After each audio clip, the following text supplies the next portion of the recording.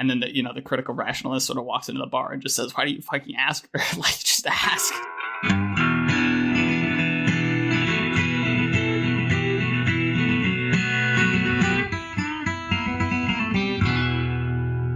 Welcome to another episode of Increments. Vaden, do you ever get just criticized as being pompous for displaying all the books you've read on your website?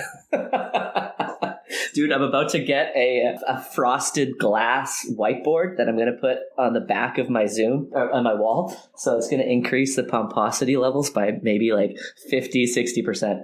Like frosted glass, dude, that's going to be wild. What's the subject du jour? We had Mauricio Baker on, finally, which was great. You had introduced me to him. How did this whole thing get started? So you had an excellent criticism of like long-termism and the precipice that you laid upon me in one of the previous episodes, and I was barely ready to handle it and try to respond. But then Mauricio wrote a response, I think, to that episode, and then you two had a very fruitful, I think, sort of essay exchange back and forth in which you fleshed out a lot of your disagreements, and then we invited him on the podcast. Yeah, and so it was great to finally meet him.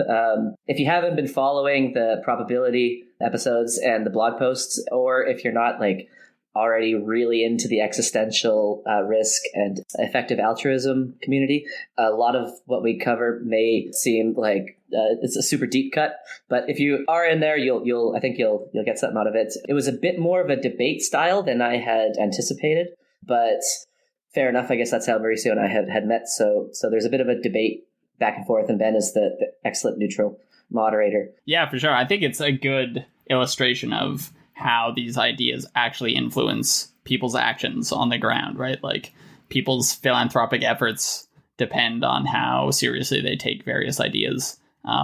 And so your interpretation of probability really has some significant real world consequences. So whether that's terrifying or refreshing, I'm not sure, but it's there. One thing I do want to say, which you and I had started talking about probability 5-6 weeks ago, maybe longer than that. And just as an example, I chose Toby Ward and the existential risk community. I didn't expect to be like the spokesperson criticizing this for the next 6 weeks. So I didn't wake up one day thinking I'm going to take this community down. It was just an example, but now it's fun. Like I've learned so much through discussion with him. So hopefully our audience gets something out of it as well. Yeah, you criticize the I'm bringing in the fucking troops, man. Bring in the cavalry. Yeah. All right. Well, that sounds good. Let's play the episode, and hopefully we get Mauricio back very soon. Before we dive into things, Mauricio, do you want to just give people a sense of what you're doing right now, what you're studying, and then maybe even how you got into effective altruism and what your role within EA is and what kind of things you like to think about. And yeah, what's capturing your attention these days? Sure, yeah. Maybe I'll start with how I got into effective altruism. In high school, I read a bunch of stuff from both animal welfare and rationality communities, and I found them super interesting. For a while, I had no idea there were a bunch of people trying to do the whole altruism things and effective things together, even though I was very excited about both separately. So in senior year of high school, I bumped into some video from Giving What We Can along the lines of, you could be a doctor in a first world country and that'd be great. Or you could be a doctor in a third world country, or you could fund those doctors, or you could get more people to fund those doctors. And I was like, wow, this is incredible. So a lot of marginal contribution type thinking, right? Like you could be a doctor, but what are you marginally adding as a doctor as opposed to being able to fund those kind of positions or something? Yeah, that's part of it. I think maybe what resonated with me even more strongly was trying super hard to make things better and really thinking about how to best do so when there's so many problems, so many ways you could go about trying to solve them, and so little time and resources. So then after that, I read more stuff, and then going into college, reached out to the group here to get involved. At Stanford, I've been helping to organize, putting a lot of work toward an introductory fellowship to have series of in-depth conversations with people to share a lot of these ideas with other people in ways that carry forward the detail and nuance of these positions instead of spreading things in some really superficial way that won't land with people.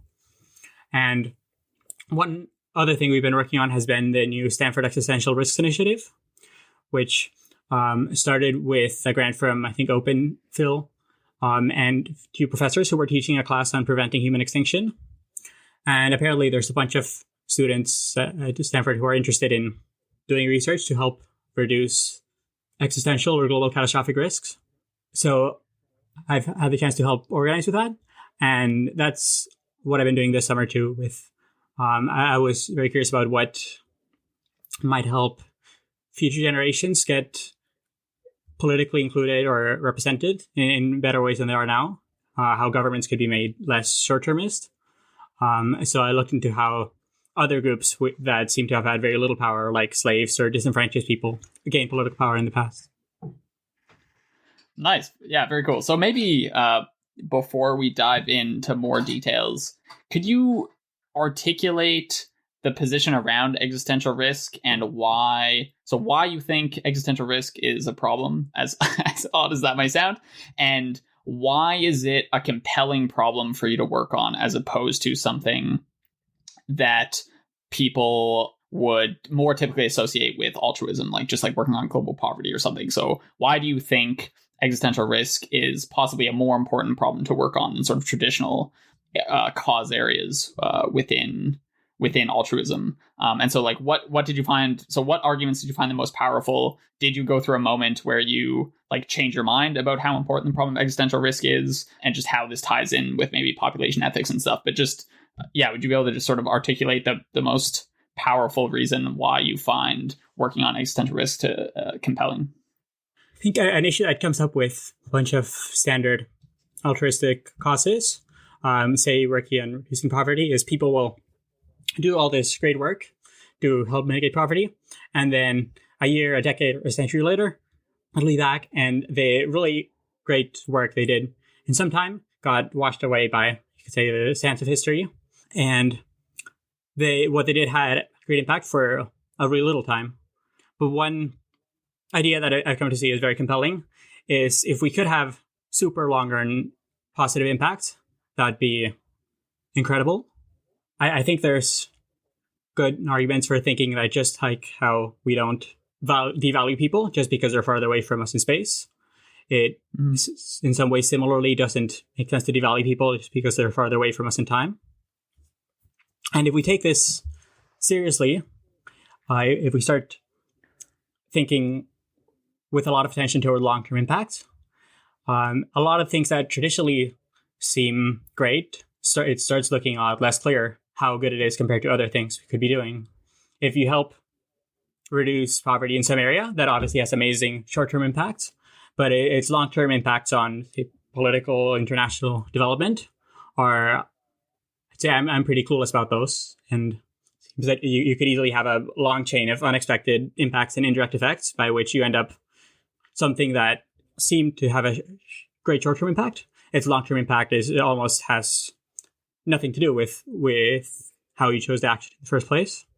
So there's all these actions that it's super hard to have an idea of what kind of impact they'll have in the long-term future. Existential risk is different. If we go extinct, it's pretty easy to figure out how that's going to impact the long-term future. There won't be people, or whatever people would have created it for the longer-term future. And there do seem to be concrete things we can do now to reduce existential risk. So I find that angle very compelling. And I was initially more focused on animal welfare issues. Nice. Okay. So to just try and summarize to make sure I'm on the same page, the reasoning process was something like we want to have as much impact as possible. And we want this impact to extend as far in the future as possible because that will affect just many more people. Just the farther it extends in time, the more people it'll affect. Mm-hmm. And therefore, if it's a good effect, we want that to propagate as long as possible. And so that's where the notion of trying to affect like the long run future comes from, and possibly trying to impact like political institutions and stuff instead of focusing on short term impact, like poverty, for example. And then you start asking the question, what sort of long run changes can we make, or rather changes that affect the long run future? And it's really hard to know because we can't predict the future. But one thing we know for sure is that if we were to go extinct, then this would be bad, because it would by definition put an end to all future happiness. And so because we don't know exactly what causes will benefit the future the most, at least we can try and make sure that that future exists. And so is that sort of the case for working on existential risk?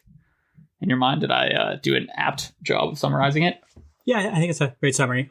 Sometimes people also try to improve the long-term future in ways other than preventing extinction. And this sometimes gets bucketed together with in this wider category of existential risk reduction. Like, for example, trying to make it less likely that improved surveillance technologies will enable totalitarian governments that can last super long times while repressing opposition. Obviously, I'm being slightly coy because I do consider myself fairly involved with the EA community, and so I'm somewhat familiar with the arguments for focusing on long-termism, as it's called, and the arguments for various cause areas. But recently, I think I've started to diverge from at least this group of thinkers who are really focused on existential risks and long-termism, and I tend to consider myself more of like the Peter Singer style. Or interest rather in the Peter Singer style of effective altruism, which is kind of more along these short-term interventions that you mentioned, and focusing on things that we have empirical evidence to support, various ways of reducing poverty and increasing school attendance in third world countries and whatnot. And so there's definitely, I think, a slight rift in the community between those who are really interested in long-termism and take these arguments that sort of rely on some sort of probability very seriously, and then those who are more drawn to the maybe more traditional forms of altruism. And so for me, I think what did it was sort of, I find, the arguments for existential risk just shrouded in like so much uncertainty. And Vaden did a lot to convince me on this front. So maybe I'll just let him jump in here and start articulating the position that is anti-existential risk, or at least anti-focusing on existential risk, because Vaden doesn't care about anyone in the future. So exactly. Yeah, let's make us extinct as quickly as possible. No, well, so I guess before I do that, I just want to say it's like nice to finally meet you, man.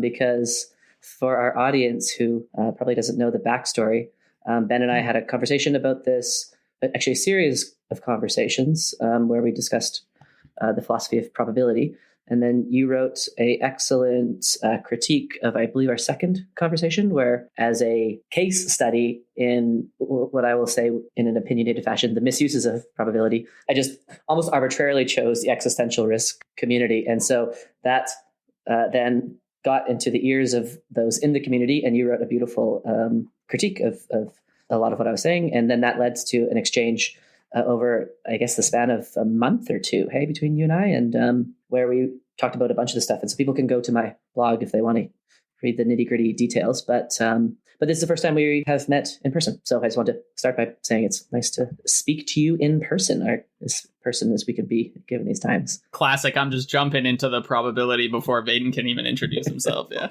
Well, no, I just want to say hi. So your question is like, what's the anti-existential risk argument? And before I get there, I guess the perspective that I'm coming from is one of a huge amount of sympathy and friendship and agreement with the EA and existential risk community. So I'm by no means an antagonist or an outsider. I am one who has been influenced, not to the same extent as people within the community, but influenced by a lot of the thinkers within it. And I think that in general, the effective altruist movement is excellent. They're very data-driven. They care about taking a finite amount of resources and doing the most amount of good with those resources in the most scientific and empirical way possible. I don't see that happening in the existential risk community, though. So to the extent that I can group these two as two different hemispheres of the same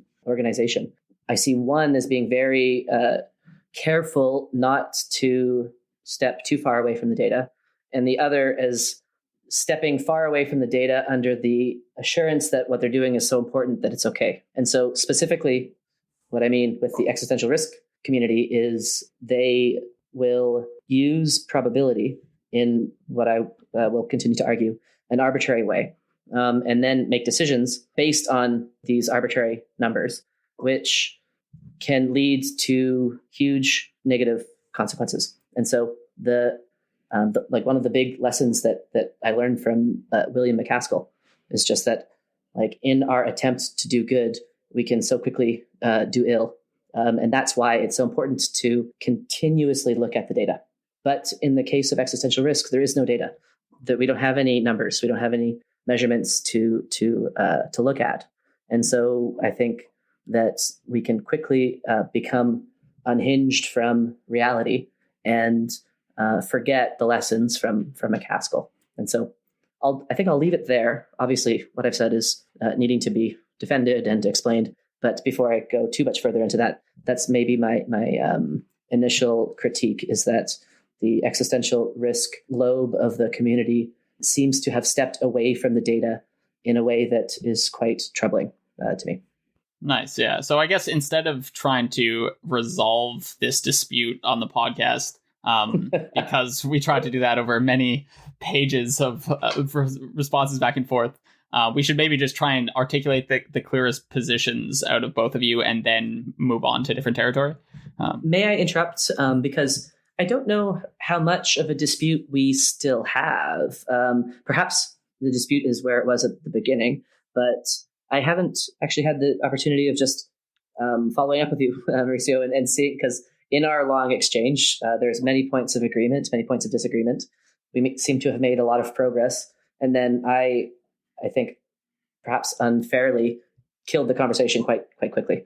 And so listeners can read the blogs to see what I'm referring to. But where are we in this discussion? Because I don't want to start by assuming there is the same disagreement that there was pre-blog exchange and pre all these conversations. So I'm just curious kind of where your head's at, if you think I'm wrong in some specific ways, if you think that we have converged a bit more than at the beginning. I guess I don't want to start by the assumption that we disagree, if that might not be true. So yeah, first I want to say it's really great to see you in person or face to face too. I learned a lot from our discussion.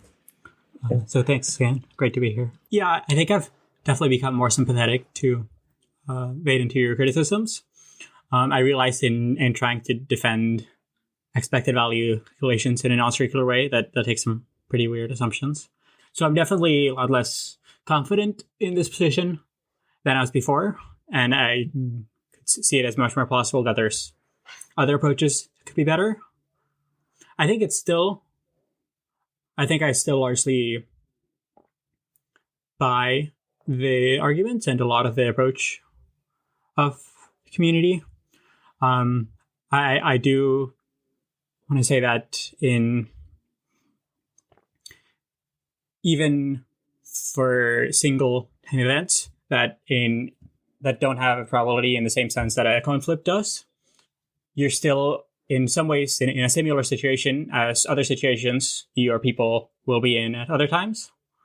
And if you're all making decisions in the same way, it seems useful to have a sense of things sometimes go one way and things sometimes go the other way. I want to put forward a different argument than a lot of what we've talked about over the blog posts, which would be probability and expected value calculus aside. I feel fairly compelled by arguments about, by specific arguments about existential risks, particularly risks from synthetic biology and irresponsibly created artificial intelligence being really important. And these arguments I want to spend at least the next few months thinking more about. Probably not the best representative of these positions right now, but I think even if we take the perspective that the way to figure out what to do when we're uncertain about stuff is we try to come up with a bunch of options and a bunch of arguments for why they're good or bad options. If that's if I've understood your perspective on this, I think it still looks quite good for a lot of the actual work that's going on in the existential risk community. Totally. Yeah.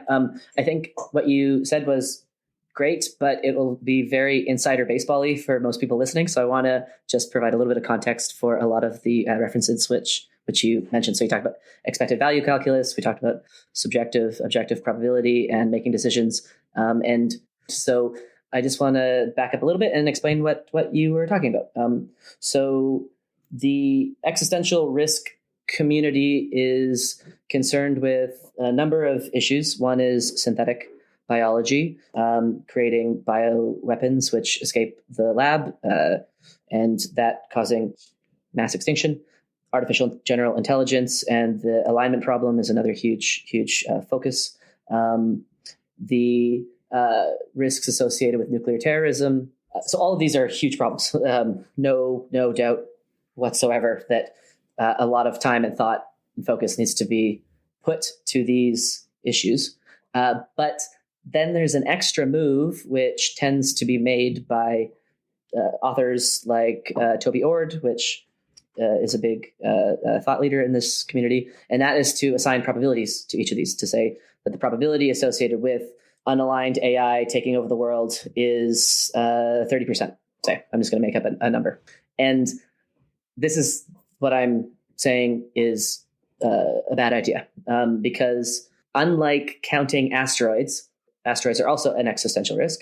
When you count asteroids, you can get a probability, and that is derived from natural phenomena. Same with volcanoes. You can just count how many volcanoes have happened, and then use that to derive probabilities.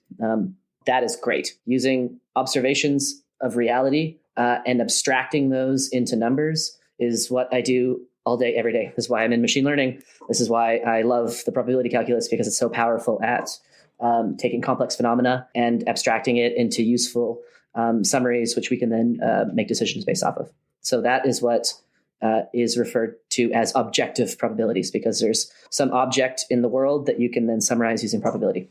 We can't do that with things like the future, because there are no things to count in the future when we only have one of them. And so in lieu of counting things, people tend to say, well, let's just use beliefs, but we can't just use any beliefs. Let's use the beliefs from experts, because experts have better beliefs than the rest of us.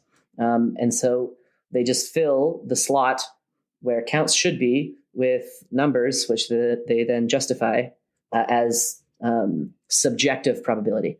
And so what I'm calling attention to is the fact that these two things are not equal, and they should not be treated as equal, and they're very different phenomena. And if we're going to make decisions, it matters a hell of a lot where these numbers come from. And so that was the one point which you had made. Then the second thing you said was expected value calculations. Again, I don't want to assume that people know what this means. Simply, the expected value is, let's say you have 10 outcomes. Each of them have various probabilities of happening. And if you act in way one, then you're going to have different probabilities and different outcomes than if you act in way two. And because we don't know what is actually going to happen, we want to somehow compute what is expected to happen by multiplying the utility of whatever way you act with the probability of that action leading to a particular consequence. So this is getting too technical, but the only thing I want to say is expected value calculations require as input probabilities. Probabilities are the fuel. They're the required piece that you need to make these calculations. In the EA community and the existential risk community, I argue that they're loading these expected values in very different ways, where the effective altruists are doing the hard work of counting, say, the number of bed nets, the probability associated with dying by malaria. They are collecting data, and then they're doing the hard work of figuring out where is the most value going to be. This can't happen in the existential risk community because there's no nothing to count. And so instead, they use subjective probabilities to then make decisions. So everything I've said, I don't think is new to us here, but I did want to provide a bit of context for the listeners. Mauricio, do you have any particular problems with the way he phrased things there? Or, I'm just curious to know how you reacted to that. If you have no general problems, then maybe it'd be nice to focus on one particular argument that Ord makes in his book, which I think might illuminate some of the disagreement between you both. But otherwise, I'll just let you react to what Vaden said there. Yeah, I think I also like your description of expected value. I think I'd want to say something like when we give probability measurements for single time events, like is AI going to go really badly?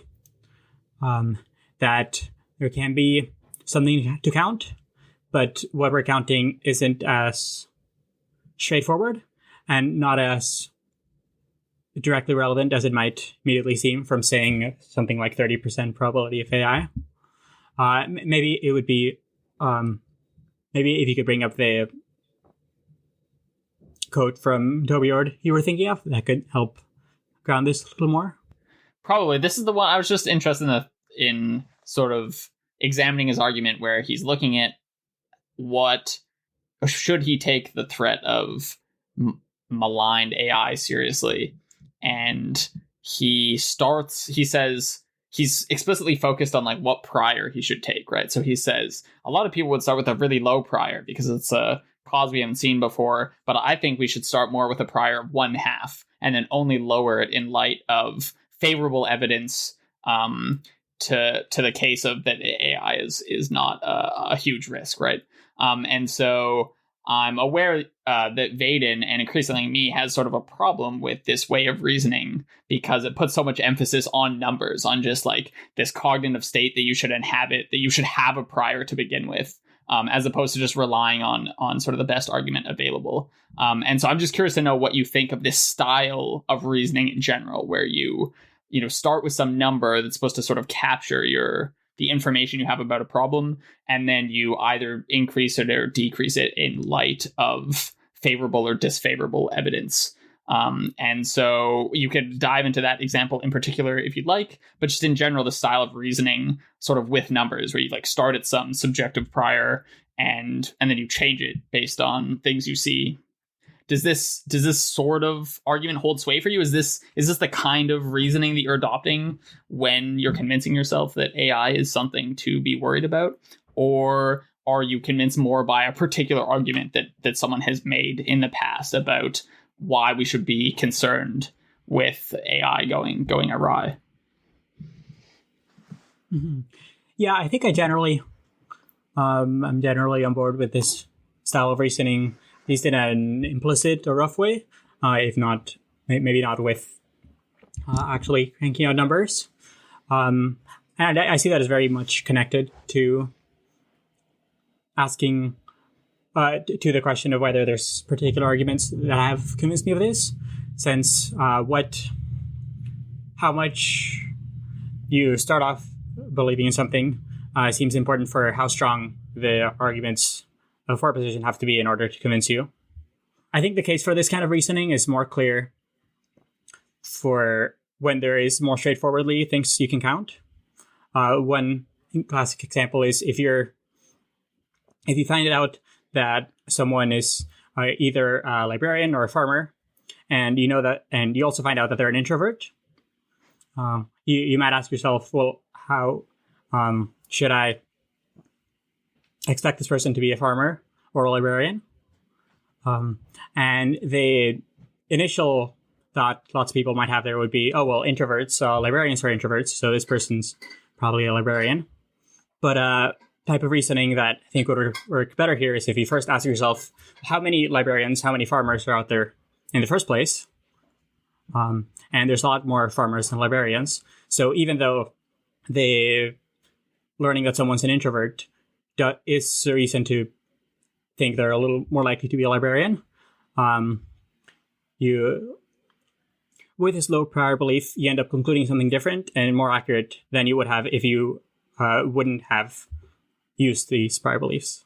That was a great illustration of why this can get so confusing to talk about, because in that librarian farmer example was conflated counting things, so counting librarians and farmers, with believing things, believing if they're introverted or not introverted.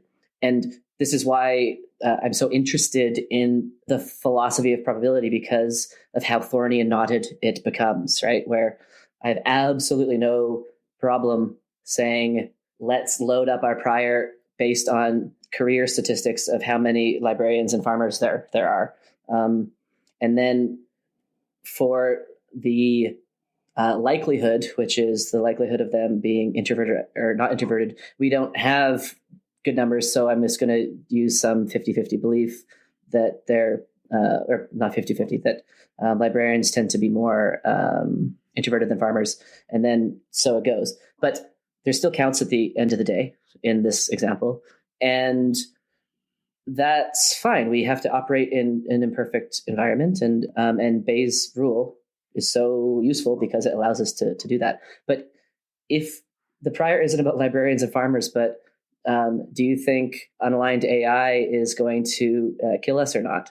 Then we have lost any tether to reality, because there's nothing to count at all. We're completely beholden to just the opinions of others and what they say they believe. And our own group psychology kicks in, where if everyone around me is terrified of AI taking over the world, then I'm going to obviously put a higher number there. But if I'm in a different community, for example, my lab, where nobody thinks that this is even a plausible alternative, because every day we realize just how stupid these bloody things are, then I have a totally different number that I'm going to use. And mine is as arbitrary as anybody else's. And so we need some neutral method of adjudication. And my positive proposal, so I don't want to just sit here criticizing without putting forth any alternative, is critical rationalism as described by Karl Popper and his students. The effective altruist and the existentialist risk community doesn't need to do this, because there is another option available to us. And this is why I see it I find it to be so perplexing that the same community that warns of the dangers of not measuring the world. This is one of the core points of McCaskill, right? Is we can't just assume in advance what is going to be good. We need to check, and that we have to make sure our altruism is effective. And how do we make sure it's effective? By measuring stuff, by counting things, by collecting data. The same community that teaches this, that I've learned this from, is completely disregarding it when it comes to this other subject, because they think it's so important that they have to do the impossible. And so, as an outsider, I'm very concerned that no one is recognizing this problem, especially those who have a huge amount of time and money dedicated towards trying to make the world better. They're going to put their attention in the wrong place because they are not using the tools which they teach. Any reaction to that? I think there's two things I want to argue in response to that. And I definitely think this is an important criticism, and one people should think more about, generally looking more for outside criticism. This kind of groupthink is not something that effective altruists are much more immune to, or any more immune to, than any other community. So hearing this kind of stuff and thinking it through seems super important. I think that there's two broad reasons that are making me not be very convinced, and maybe also groupthink is contributing. One, I want to say, even probabilities aside and made up estimates aside and surveys aside, I'm convinced by the arguments that trying to improve the very long-term future is very important, and that trying to make AI go well is a particularly promising way of doing that. For both, I might want to say the strong arguments that the best use over time is if there are promising options for doing it, trying to make the long-term future go better. And that, as my best guess right now, having thought through these things to some degree, is that making the economic, political, all kinds of impact of AI go better is the most promising way of doing that. The other angle I'd want to take would be I'm more optimistic about the degree to which the kinds of arguments and surveys and powers that people in this community are using to estimate things like AI risks, that they are measuring important things, that there is something to count. What is being counted? Yeah. To clarify? I think one thing that seems useful to count, so like you argue convincingly, there's not a very straightforward sense of probability for just will AI go here, since it's going to go some way or not. But this is not the only time that people are in high stakes situations that are very confusing. It's not the only time that people are facing big dangers or new risks and among deep uncertainty. Backing up a little, something some people in effective altruism and especially the long-term risk community try to do and put a lot of attention toward is improving their forecasting or learning about forecasting. And it turns out that a bunch of people are easily able to, roughly, if they say something has a 70% chance of happening, the category of things that they say has a 70% chance of happening, about 70% of those things happen. So if you can do that reliably, and you're in a kind of situation that's not totally unique, there'll be other situations where humans face big uncertain risks. If we can identify, I'm in this kind of situation, and out of all these similar situations, this proportion of them will have, say, something bad happen,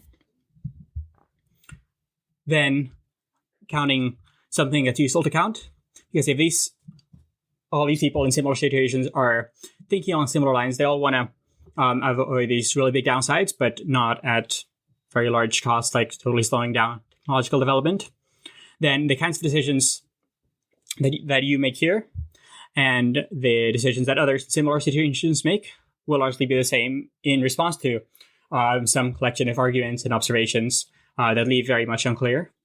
If you identify, I'm in a kind of situation where 30% of the time things go badly, and there's all these other people at different times or places who are going to be in this similar situation, then this means we'll all collectively be better off if we act in this way or in that way. So I believe you're referring to the Superforecaster example, and so again for the audience, Philip Tetlock wrote this book called Superforecasters, and Scott Alexander, the blogger for Slate Star Codex, does this annual post, which is similar, where you ask a bunch of people questions about the future, and then you ask them to also provide a certainty estimate. So question one, is the stock market going to be higher in 5 years than it is today? I might say yes, and I might put a certainty estimate of like 99% on that. And question number two, is AI going to produce translation technology in 10 years? And I may be very uncertain about that, so I may say no and put an uncertainty level of, say, 0.5, which basically just means I don't know. And then you can aggregate up all these questions, and then you can see if every time I say I don't know, 50%, if I really don't know and it's just random. And every time I say 99% confidence, if I get those approximately 99% correct, then you can start to calibrate your subjective feeling of confidence against how often you're correct, right? So this is your response to my question of like, what is there to count? And so what we're counting are essentially quiz questions, where I think there's a bit of a red herring here because it's not actually about the future, because you can get the same thing about questions about the past, just questions about the past that I don't know about. So I could ask, did Germany invade Belgium or France first in World War II? I actually don't know the answer to that. I think it's Belgium, but I could assign some probability score, and then I could look up the answer, and I could still learn the same thing about myself, right? And so it's calibrating. When I say I think I know something, and then I assign a number to it, how often am I right? But it's nothing about predicting the future, first of all. You can ask it about the future, and then you could wait, but you could ask it about the past and anything that I don't know, and I'll find the same thing. But sorry, you want to respond? Yeah, can I jump in here? I'm not sure I quite understand the point you're making here. It seems that, sure, you could ask questions about the past, and then they'd be about the past instead of the future. But if you're asking them about the future, then your accuracy in these questions reflects some accuracy of knowledge about the future, it seems like. Of course, but so the point that I'm making is that this isn't giving us a probability of future events in the way that we want it to, right? Because the reason we bring up the Superforecasters example is to say, well, yeah, we can't we can't count the future, but we can count people's views on the future and then aggregate all those up, right? And I'm saying that we're not actually learning anything about the future. We're learning things about people's views about statements, which can be about anything. And so we're learning about people's views first of all, not the future. And the second point that I'm making is that if I then ask all of these super forecasters really difficult questions about the future, what they're going to say is, I don't know, with all of them. And that will be perfectly in line with them being a super forecaster. So there are some things that are quite obvious about the future and some things which are quite uncertain. The AI example is one that I would say is very uncertain. And a super forecaster, if they're a good one, will just assign 50% probabilities to all of those difficult questions, right? Because they don't know. And so it's not as if the White House, upon needing to know if the war in Iraq is going to be successful, if they get a bunch of super forecasters and ask them, we don't have some prophetic group that can tell us the unknowable in the future. And super forecasters are just those who are particularly calibrated and are particularly cautious to say they don't know when they don't know. That's all that's happening. And there is no magic ball which can see into the future as much as we would like one. And I say this as someone who always advises young data scientists not to try to say predict the stock market or predict global events, because we can't do it. It's impossible to do. So everyone wants to get away around this and find some way to predict the future, but it cannot be done. And super forecasters don't get us that. That's my main point. I think you make a good point about how even super forecasters, there's a bunch of stuff they can't predict. And if they're very careful to say, I don't know, 50%, then they will be good super forecasters, right? That will be, by definition, a really super forecaster. If they split the world into only that which is like epsilon away from 100% and that which is epsilon away from 50%. So they only will answer those questions which are like 100% or like 50%, then they will still be super forecasters. And so we don't get something for free here. We can't just start predicting the future by getting a bunch of people in a room and asking them to aggregate their subjective belief states. Yeah, so I think I'd want to say, even there, it seems that you are learning useful things about the future. In the other cases, like you said, you do only judge or label super forecasters based on when their predictions about things that are by then in the past, and by then you can see whether they were right or wrong. But if you do, as people often do, this thing of, well, things worked like this in the past, so you can expect it to happen similarly in the future. If people's views about what was then the future were accurate or decently accurate in the past, it seems reasonable to expect that similarly formed views in the present about what is now the future will be decently accurate. And this seems like learning useful things about the future. In the other case where people are either saying, I don't know, 50%, or judging where it's very obvious things, what that does seem to tell you is, well, you're in a situation that's similar to other situations and hard to tell apart from other situations where of these situations, in half of these situations, some particular thing happens. So that seems like counting something usefully. And if you want to say you make a bunch of decisions over a long period of time, or if you also care about the decisions that others are making in situations similar to yours, it seems that knowing this count of in this kind of situation that looks similar, this kind of thing happens about half the time, you're counting, you're learning. I'm reminded of Heraclitus when he says you can never step in the same river twice because you're not the same man and it's not the same river. There is never the same situation. Like, this is what people talk about when they say the reference class problem or whatever. But it is not possible to say that in the future we're going to be in the same situation as the past, because things are entirely different. Like, there is an infinite number of possible ways that you could compare to periods of time.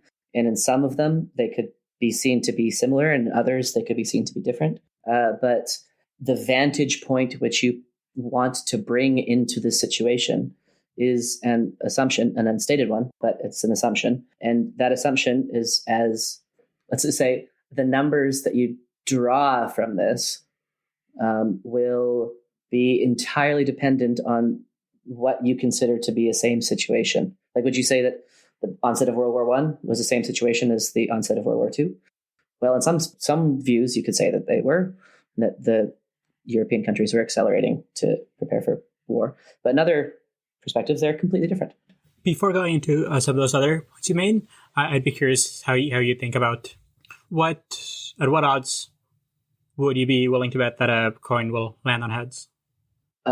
If I know it's a fair coin? Or you look at it and it seems like a fair coin and someone told you it's a fair coin. 50%, given that I have been told that I know that it's fair. Why? Because I have a explanatory theory about the property of the coin. And I also have a theory about the fact that when a human hand flips it, all of the various features in the hand that we can't possibly understand, and the wind and the air pressure, all of that can be abstracted into a random variable, which we can approximate. So we can approximate the physical processes, which we don't understand, using a random number. And particularly, it's a Bernoulli with 50% probability. The reason I would do this is because I have knowledge about the problem, and I have a theory which says it is appropriate to abstract these complexities into a random variable. And so that's why. And how do you get from that to betting at 1-to-1 odds? Betting at 1-to-1 odds? Oh, because I think that each of these two outcomes are equally likely given the knowledge I have, and I don't have any preference for one or the other. And I think that the outcomes are all going to be the same, depending on if it's heads or tails. And so I don't have any way to split the difference. And so 1-to-1 is like the null hypothesis, the default state. And if you had a die, and a fair die, what odds would you bet that it lands on 1 or 2? I don't know where you're leading me, but I'll keep answering the questions. If I have a fair die, then there's 6 possibilities, and I am asked to assign a probability to 2 of the 6 possibilities. And if it's fair, all the same arguments about theories that allow us to abstract physical phenomena into random variables apply here.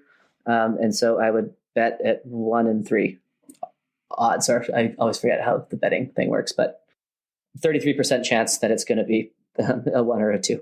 Or, yeah, thanks for humoring me. What I'm trying to get at is, I think to go from some explanatory understanding of how things work to some degree of willingness to act when you don't know how things happen. To do that in a precise manner, which you seem to be using if you go from coin flip to 1-to-1, or a die roll to, would that be 1-to-2? So one thing, as you said, you were doing, even though you're in a situation that's in some ways unprecedented, probably no one's on Earth has rolled a die in the exact way you're rolling it. You can think about the situation, figure out that as best as you can guess, it's most similar to these other situations, and have some willingness to act and accept costs based on that. If you have a well-calibrated forecaster who said something has a 30% chance of happening, this situation seems to be different in degree of similarity, but not a totally different situation from the other one, where other situations you face might be not quite as similar, but you can still think about your situations and all the things that led you to believe this had a 30% chance of happening, make the situation similar to other situations in which the same person would assign a 30% chance. And in a similar way as what you seem to have been doing in going from these estimates of what happens in similar situations to some particular ratio of cost to benefits that you're willing to take, depending on whether something goes poorly or well. If I can respond, because I didn't say that I would consider similar situations and use that to inform my decision. I was careful there, actually, because it's about having a theory of errors, that there's all sorts of factors at play with my hand, with the air in the room, and all sorts of noise, which I theorize will cancel out in a way that can be approximated using the probability calculus. I did not say that it's about thinking of other people in similar situations, because with DAI and with coins, these are unique situations where we are able to approximate the physical phenomena with probability. With the dice example, if I had high precision lasers and I knew the exact motion of the hand, and if I had this information, I wouldn't use probabilities anymore, because I would be able to get a better prediction of what the outcome is going to be. At all points, there's a physical process which is being approximated with a random variable, and that's okay, provided we're very careful to be explicit about the assumptions that we're making. And this is why probability is able to be used in these circumstances. The same can't be said about the way that, say, Ord is trying to use probabilities in the future. And I must emphasize again that to give up probabilities is not to give up a concern about the future. If I may ask you a direct question, what is the worry about being a bit more judicious about our use of probability? Because we can preserve everything that we care about. We can preserve our interest in existential risk, and we can preserve our concern about the future generations, and we can preserve our concern, say, bioterrorism and nuclear terrorism. It's just that we don't have to detach ourselves from data about the real world. I think it'd be mostly fine for the existential risk community to give up its current use of probabilities. One area where it does seem really useful, to back up a little, there were some experiments where people were asked what to do in situations with lots of uncertainty, hypothetical life and death situations. So people were asked to choose between the same two outcomes, but the framing was different. One framing emphasized positives and another framing emphasized negatives. In both these cases, 70-ish% of people who were asked the question chose one answer, but what action people wanted, what action was favored by the 70%, totally changed based on what the framing emphasizes. Seems to matter a lot for whether people are really scared of taking risks or very ready to take risks. And one thing that finding expected values does that seems very helpful is it gets rid of that problem, because you're not relying on some intuitive, confused notion of what should you do about risk. You're approaching it in this more or less systematic way that doesn't let these irrelevant things like framing have such an influence on your decisions. Oh, that's fascinating. I want to observe two things. First is that all three of us are very alive and receptive to the myriad of different ways that human beings can trick ourselves. The first part of your example is just talking about how if you frame things in one way versus another way, we're like, our psychology is so fickle, so easily deceived. And the expected value calculus, I don't think gets us out of this. It just builds upon it in a way that makes it seem as if we're gotten out of it. But when you actually go to do the expected value calculus, you have to write down a bunch of probabilities and a bunch of utilities. And in so doing, all of your biases and group foibles is just now materialized on the page. In the very instant that you're writing down these numbers, you are quantifying superficially all of your psychological biases. And I'm not saying that I'm above this at all. I'm saying that my view takes that as a given and builds a view that tries to be resilient to that. But expected value calculus doesn't get around this fact. It just pretends as if it's gotten around it through the use of numbers, but it's all just baked into the numbers that you use. And so it's much better to say, you know what, I'm probably under the sway of my peers, and I'm probably as biased as Kahneman tells me I am. And so, you know what, I should just explain really clearly to my friends what I think they should do, or I should do, and ask them to criticize the living shit out of everything that I've said, and rely on the fact that they are going to be a little bit better at pointing out all the mistakes that I've made than I am myself going to be able to point out these mistakes. If I say, no, let's just, I'm biased. And so instead of talking to my friends and asking them to like help me reason, I'm just going to use the expected value calculus. I'm going to go in a dark room and write down a bunch of numbers and mechanically make a decision. You haven't gotten past the error. The bugs in the system are still there.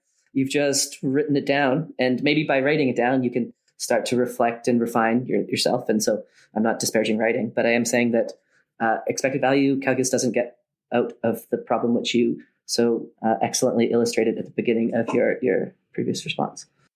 Yeah, I think your point makes a lot of sense for issues where the probabilities are so nebulous and these other biases could so easily inform what we give. Mm-hmm. I think the case for using expected values is much clearer where we have clearer senses of what probabilities are. Totally. Yeah.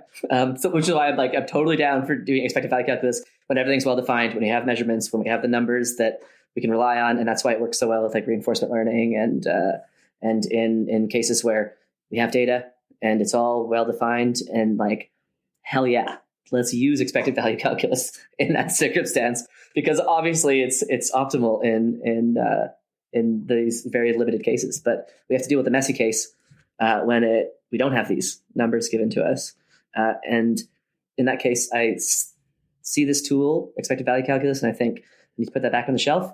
That isn't the one that I should be deploying in this circumstance because it doesn't work. And all I'm advocating is to recognize that it's one of many tools.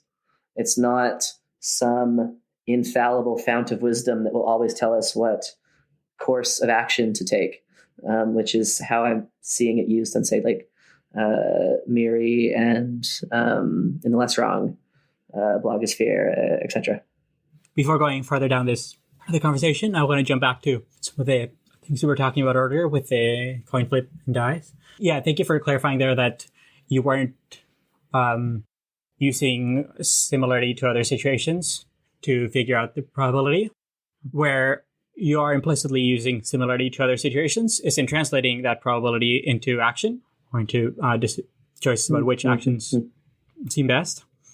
In order to go from a die has a 1 in 3 chance of landing on 1 or 2, in order to go from that to I'm willing to bet at 1 or 2 odds, the best sense I can make of that is you're thinking about what you're realizing that you in this situation are very similar to yourself in other situations where you're betting on other dice or other coin flips, where you've, as best as you can tell, things have this probability of occurring. And the action that'll make you across all these situations, or even other people in very similar situations, have the best outcomes will be betting along with these odds.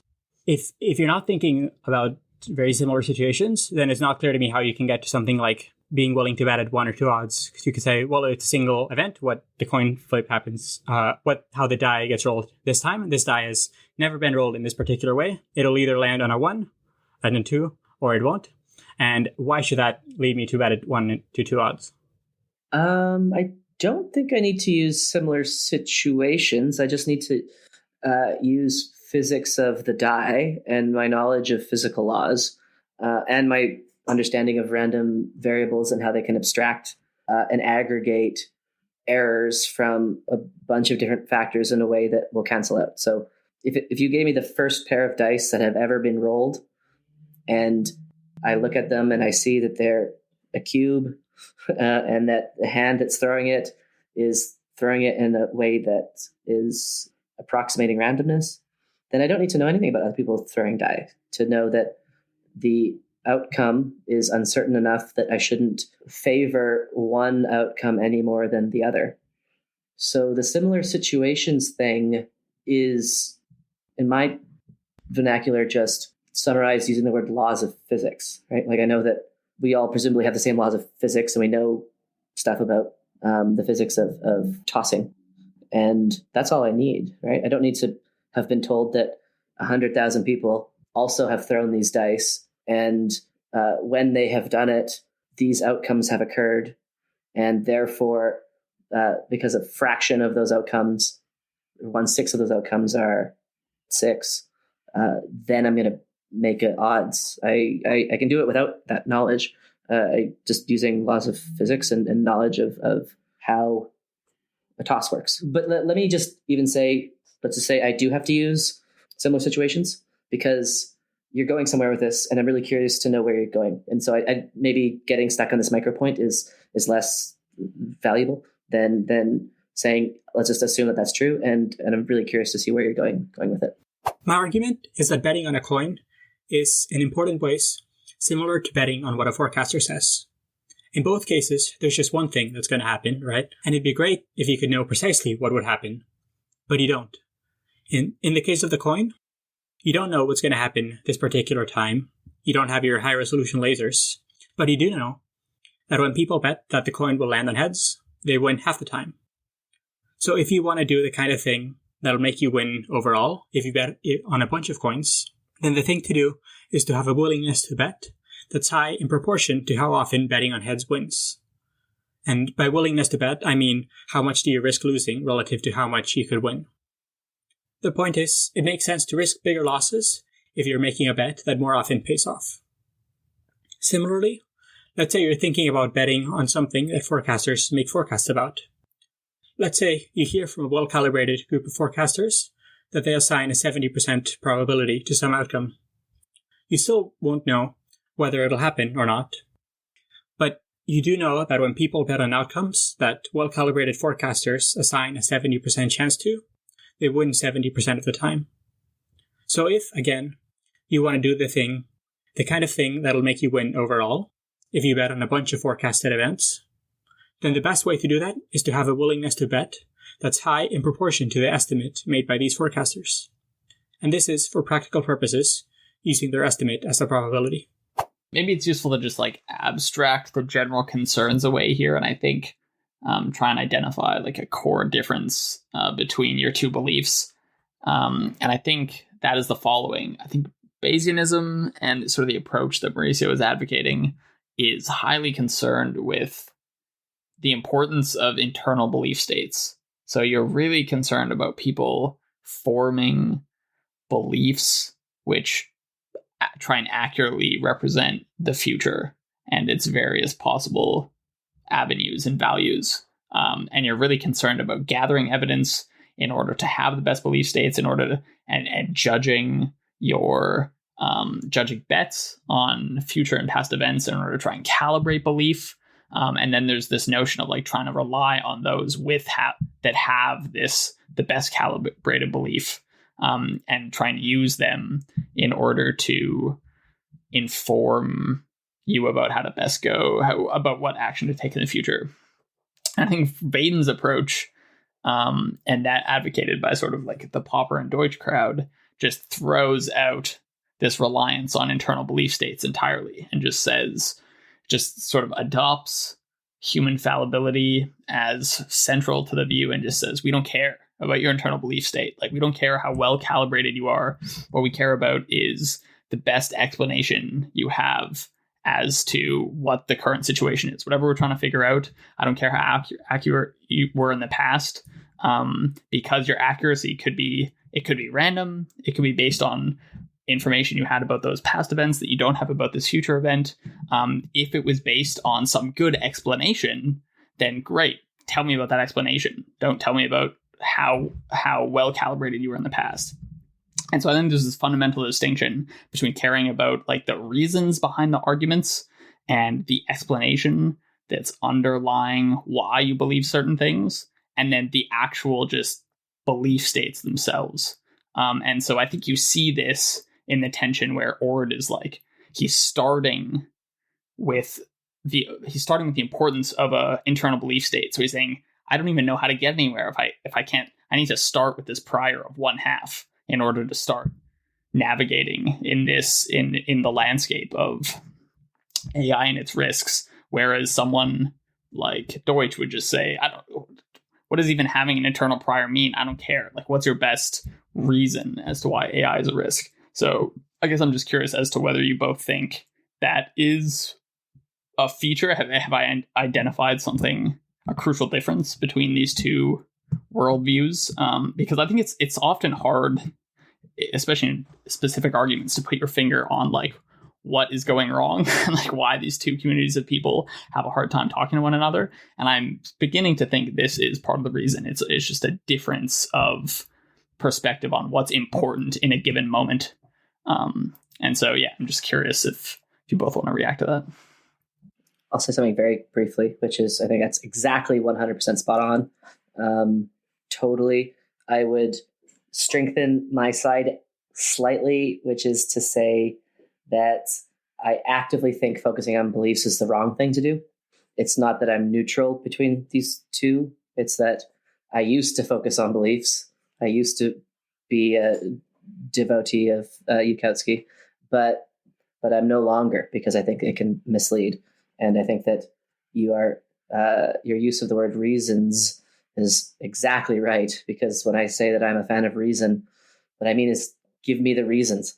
To argue for reason and rationality and to want to be less wrong is to implicitly value arguments and reasons. And the focus on belief states, I think, was a unfortunate misdirection that this community took.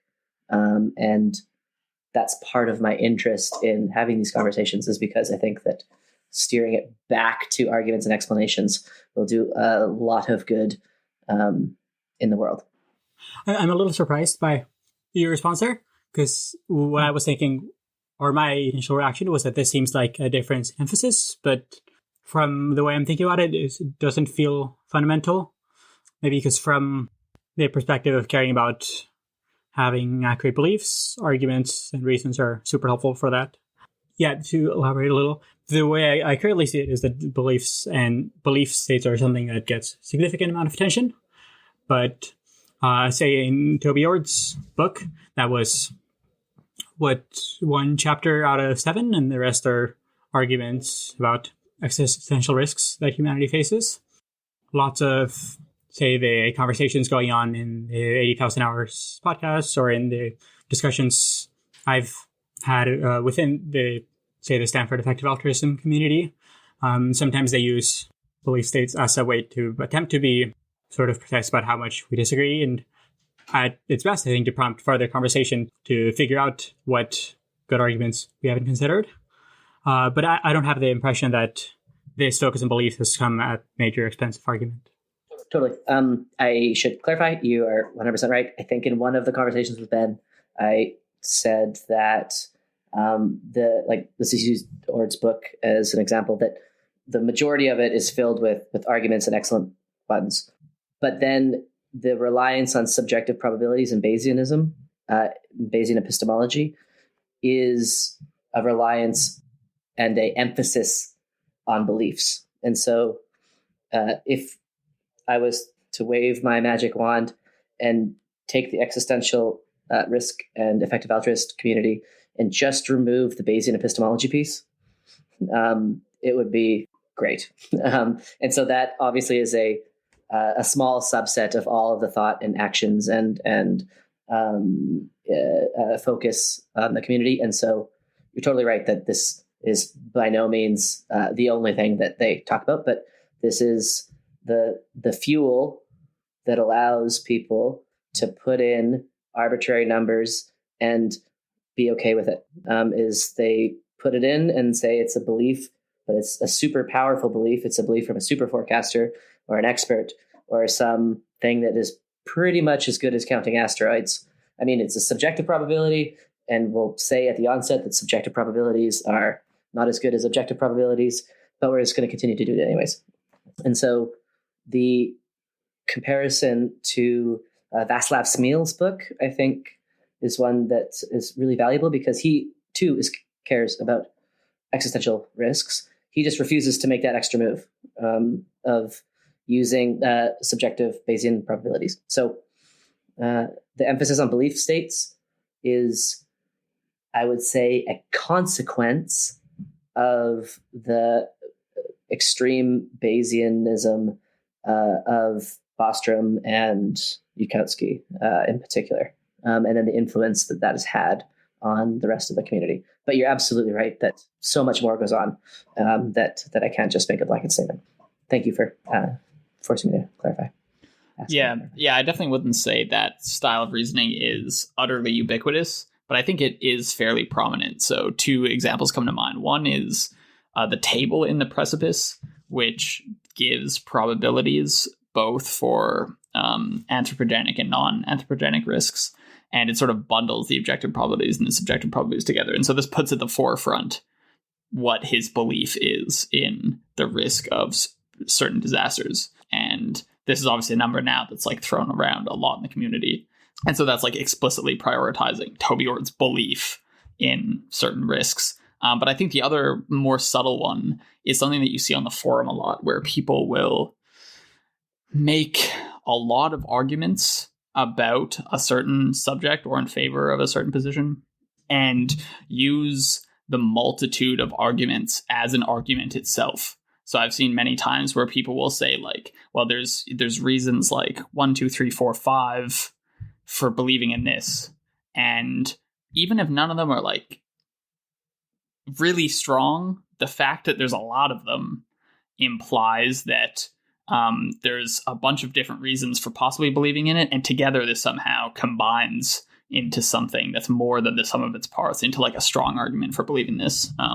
And so anyway, so this style of reasoning, I think, places implicit importance on this notion of like having a prior in your mind and letting arguments like push a prior in a specific direction, right? So you're not like utterly convinced by any of the arguments, and you're certainly not looking for the best argument in this position, right? You're just looking for a bunch of arguments and like the weight of the evidence in any direction. And so that's what, and that's having the Bayesian prior in your mind that's being sort of pushed around by various arguments. And so this style of reasoning, I think, is not very common in many communities, but it's certainly, I've seen it feature quite often in the EA community. So yeah, those are just 2 examples that come to mind that I think sort of demonstrate this implicit reliance on this sort of Bayesian reasoning.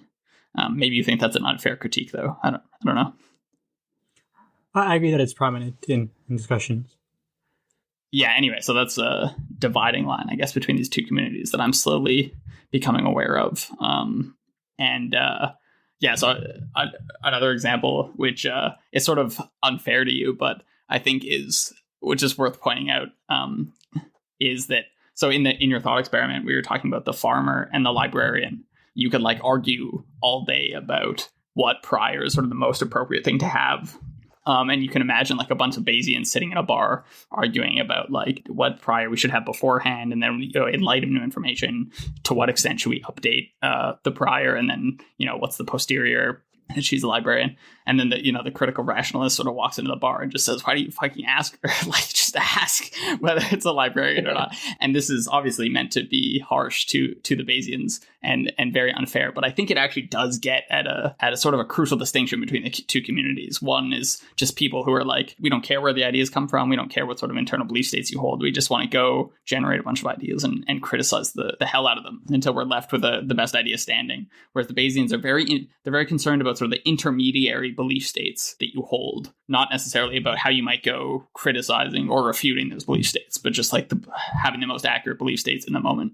Well, I wouldn't say that seems like a good criticism of naive applications of these Bayesianism, which maybe are more common than they should be. And I think it makes sense to be concerned with belief states and how you start off believing something and different things presented in different ways, and also be very enthusiastic about getting your beliefs and arguments relentlessly criticized to better inform them. I can defend the Bayesian a little bit here. Like, I love that distinction, Ben, and I love it so much that I feel like I should switch sides just temporarily, because I think that the good counterpoint is that the librarian or farmer is a metaphor, or not a metaphor. It's an example that is meant to reflect the situation when you don't have the option of asking. Yeah, they're not there. Exactly. Where we're trying to make a belief about the future where we can't ask them.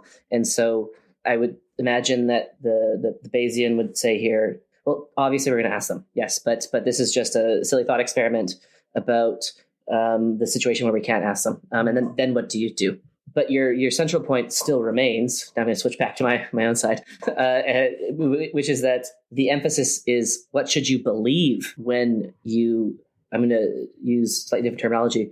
What should you believe when you don't know, right?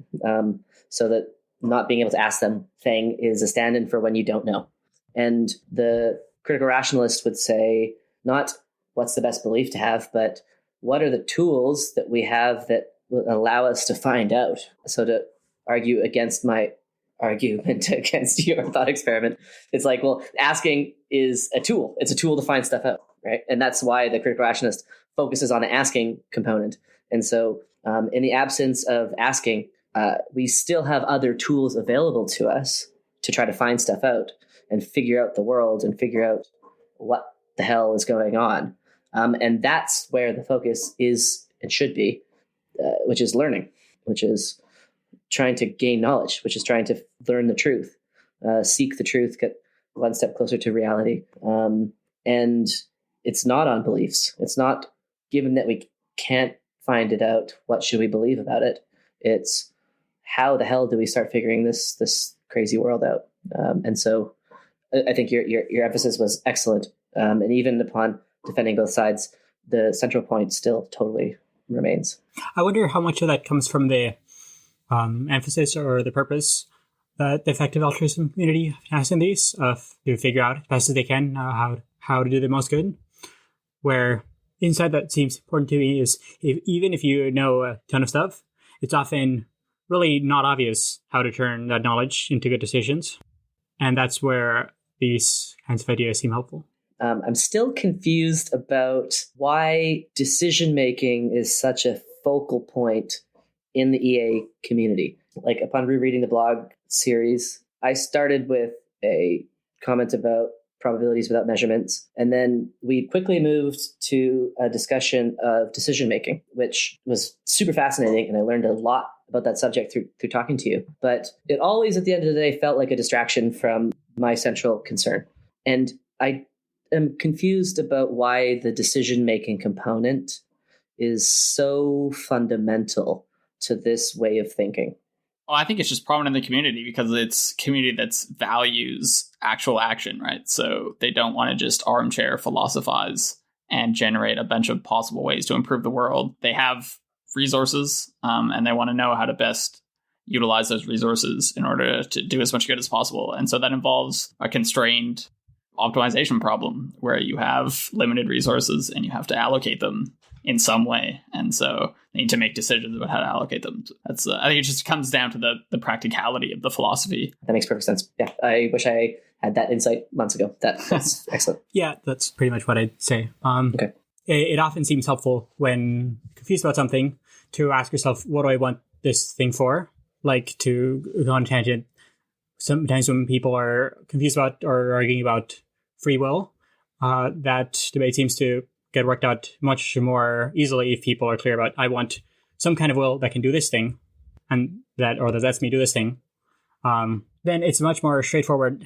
What ways are useful ways of thinking about this thing you're confused about? In our case, we're confused about beliefs or probability. So keeping in mind the point of making good decisions might be helpful. Interesting. I think the question of essentially motivated reasoning. Am I arguing and believing in a certain thing because I want a certain outcome? If I interpreted your comments on free will correctly, it's like it's useful to think what I want from this set of views as a way to see if I'm motivated in a certain direction. Am I incentivized to hold a certain set of beliefs because of some deeper set of beliefs that I want to hold on to? So, simple example of what I'm trying to say is creationism is a easy example where, like, it's not that creationists really care too much about Darwinian evolution. It's that they really care about God and the afterlife and like where their dead kids are. And if they give an inch on the Darwinian evolution point, then all of the other beliefs that they really do care about start to become unwound. And I would argue that this is what's happening with the EAER, existential risk community, in the sense that they want to be able to make decisions. And the only tool they have at their disposal to do this quantitatively is expected value calculus. And therefore, they're motivated to hold on to this view of probability come hell or high water, because they think that if they give it up, then how are they going to make decisions to improve the world in this chaotic, crazy place? Which is why I wanted to propose an alternative to say that one doesn't have to give up the thing that one really cares about, which is making decisions and making the world better. One doesn't have to give that up, because one can hold on to that and use a different philosophical lens that, importantly, isn't tethered to a paradox and something intrinsically paradoxical, which, I mean, the subjective view of probability. And I like your free will example a lot, because I would suggest that's what is happening in this circumstance. Yeah, that's interesting. I think I'd been originally had a different angle in mind, but it's a really good point. That was one area where reading about your thoughts on this changed my mind maybe the most, that there are systematic-ish ways of making decisions that don't touch all this expected value stuff. Dude, it's so liberating. It's so liberating. I don't need to argue about dice when I'm arguing that people should, say, care about synthetic weaponry. I don't need to go there, because I can just talk about the dangers of biological terrorism. Just focus on that issue, and we can talk about what we know about biological weapons and the ease with which they could be made and distributed. And we can focus on this issue. We can learn about it, and we can discuss how to remedy it. And I don't need to talk about pulling balls out of urns, rolling dice, and alternative universes, and all of the stuff which the conversation quickly moves to. And then we're not discussing the subject at hand. We're not figuring out how to prevent laboratory leaks, because we are burning hour after hour arguing about if there are parallel universes upon which we can premise our view of probability. And this is why I am not a fan of Nick Bostrom, because he makes these intellectual finger traps that you just get stuck in, thinking about definitions of probability when we should be dealing with the hard facts about biological weapons and what are their consequences, how do we stop it, what is a reasonable policy to put in place, given that we also need to have research along these lines. Like, we can focus on that issue, but we don't, because we spend time arguing about expected value calculus. And think about the pure opportunity cost. Think about how much more safe we would be if we had written a giant series of blog posts talking about one of these issues in particular and collecting the best research and arguments and evidence we could to understand this. This is why I don't like anchoring real world concerns to these philosophical straitjackets that just get you spun in these like things that are so detached from things that are actually probably going to kill us. We just lose sight of the objective, and the objective is to learn about things that are dangerous and prevent them from being very dangerous. And we're not doing that when we play these probability thought experiments over and over and over again. So I'm definitely on board with learning about and arguing about and spending most of energies focusing on the issues at hand.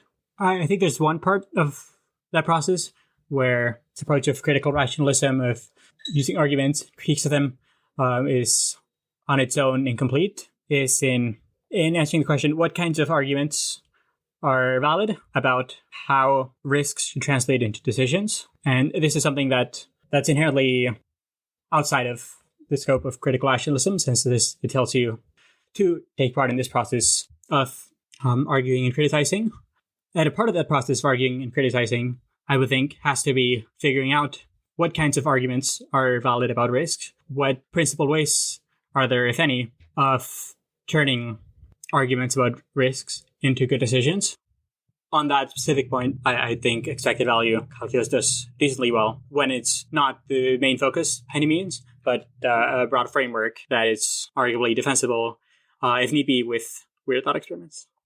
In one sense, you're right, and in another sense, you are not. In the sense that you're right, critical rationalism does not say in advance what arguments are valid, and it does so intentionally because it doesn't want to put a bounding box around a certain definition of rationalism. It doesn't say, here are the rules by which one must argue, because we don't necessarily know in advance what a good argument is. And so it emphasizes the critical part of it. It's not persuasive rationalism. It's not argumentative rationalism. It's critical rationalism, because the only thing it can say affirmatively is that most arguments are going to contain some grains of truth and some grains of falsity. But that isn't to say that one just can argue in any way, because there are constraints, and these constraints aren't provided by critical rationalism. They're just provided by logic. There are certain logical moves which are disallowed because, so this can get super abstract super quickly, but if you think of logic as just a truth broadcasting operation, or set of truth broadcasting operations. That's how I think of it. So I have some statements which I'm going to assume to be true, and moves that are allowed are those which allow me to broadcast truth from this statement, which I know to be true, to another statement. So if I say Socrates is a man and all men are mortal, these are two things which I'm assuming to be true. And I'm going to say, therefore, Socrates is mortal. And therefore means that it's a logical operation which, given the premises, we can know the conclusion is also true. So there are basic constraints which are provided just through logic, and human beings have the ability to sometimes argue logically, and most of the time we don't. But beyond the bounds of logic and the trust in mutual error correction of conversation, CR does not intentionally does not define in advance what the rules of rationality are. All right, fellas, I unfortunately have to wrap it up pretty quickly here. Hopefully you've been able to air your grievances a little bit, and hopefully the audience isn't too confused at this point. But if so, I guess would refer them to the series of blog posts. If they're with us still at this point, they must still be interested in the subject. So, yeah, they can go ahead and read the blog post. But yeah, any closing statements before we wrap up here? I'll say something very briefly, which is just that it was nice to talk about all this stuff in person. I think that one can learn a lot from seeing two different philosophies because collide, I should say, because you see two different ways of grappling with the same problem. And so I just want to say thank you for engaging in these series of conversations.